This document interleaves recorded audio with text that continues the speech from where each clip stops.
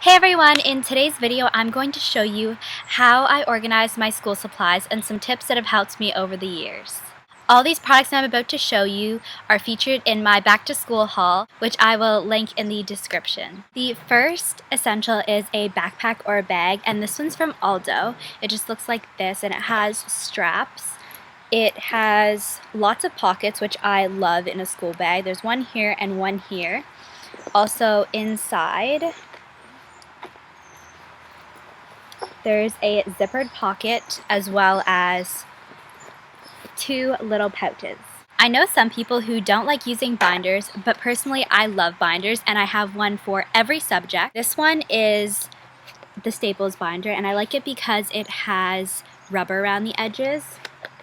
It's also made of plastic, so it's not going to break as easily.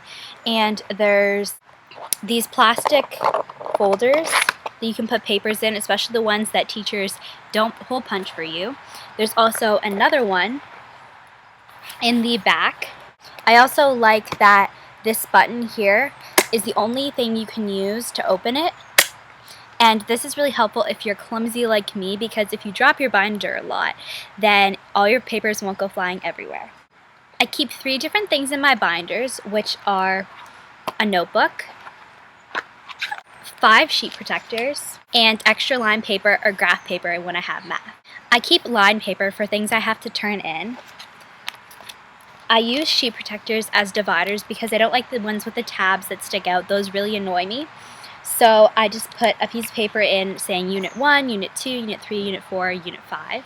And lastly, I have my notebook. These are the notebooks that I got this year, and I like them because they have 3 holes which go conveniently in my binder. I like the binding because being left-handed, the spiral bindings drive me crazy.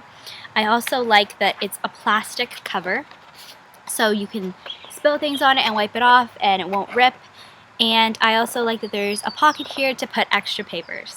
That is everything that I keep in my binder, and I'm going to be uploading a DIY on what to put inside this little pocket right here instead of this paper, so stay tuned for that. This is my pencil case, and inside of my pencil case I only keep my essentials. So I have some scissors, a glue stick for when we have little papers that I need to glue into my notebook, 4 different colored highlighters, and I like these ones because they don't smear and they're also the small fine tip. I love Pilot's pens, especially the friction ones, which are erasable pens. I got these 4 in the colorful set, and these are 0.5 millimeter tips, but they also do have 0.7. I just prefer writing in this tip. These pens are great for color coding your notes, and they're also really great because if you do make a mistake, you can erase them. I also got another set of friction pens. I use these pens on tests and assignments and things I need to turn in. I use the green pen for editing and the red pen for correct. I also like to keep 4 mechanical pencils for when I use Scantrons or in math, and these are just the Bic 0.7 millimeter lead, and I like these because they don't break as easily as the 0.5 and they're not as large as the 0.9.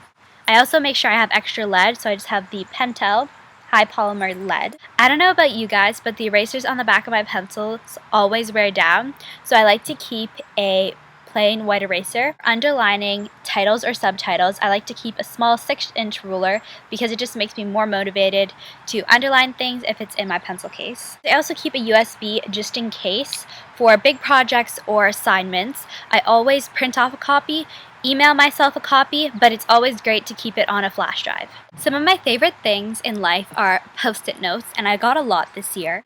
I use these long lined Postit Notes for writing down things about tests, like what each part on the test is going to be like, or any to-do lists, or any things that I need. I really like using these. I use these small Post-it notes to write down any homework or assignments or projects that are due, and then at the end of the day I peel them off and I put them in my little notebook. It's just to keep them all in one place. I always try every year to use an agenda, and it never ends up working out for me, so I figured I would try out this method, and I think it's going to work way better. I love these Post-it notes when I read books because I can mark the page and then I can also write down what I liked on the page or why I marked the page. The last things I love from the brand Post-it are these little file tabs.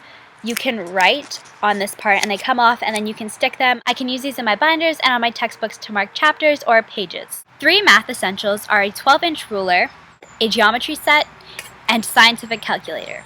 These are my favorite rulers because they have the foam on the back, which means it doesn't slip around on your paper, and they're metal, which means they're way more durable. This may not look like your average scientific calculator, but it's because I did a DIY on this, which is a video that will be up soon. Since I'm taking grade 11 and 12 English this year, I decided that a dictionary and thesaurus would be essentials for me, but I really like the Oxford mini ones because they are less than the size of your face and they're really easy to bring around.